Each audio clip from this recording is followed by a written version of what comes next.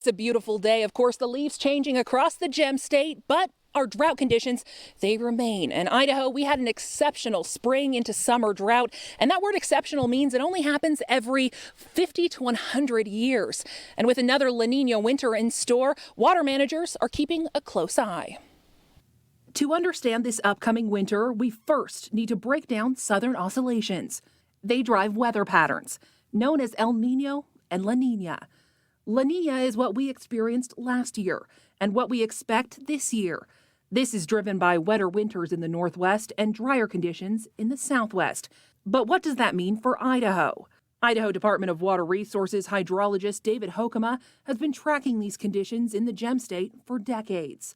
This is a look at snowpack percent for La Nina winters across Idaho from 1991 to 2020. This 100% line indicated above average snowpack. We can say snowpack in Idaho when there's a La Nina winter is typically above average. The only exception to this is the Bear, the Salmon Falls Tract, and the Hawaii Basin.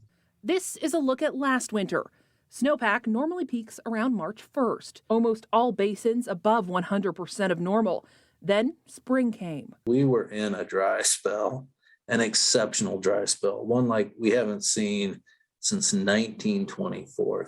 And runoff season from March to June is critical for precipitation. But that's not what happened.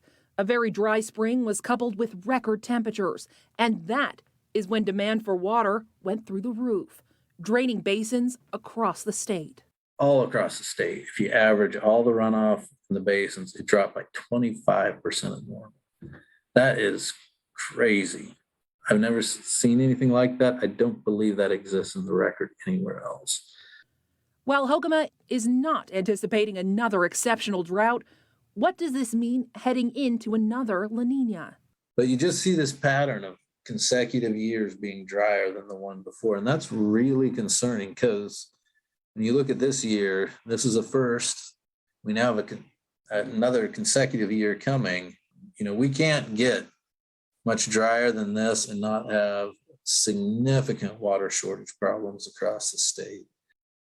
Yeah, and it isn't all bad news. Now, Hoekema says if we get a good snowpack, that should lead to good spring runoff.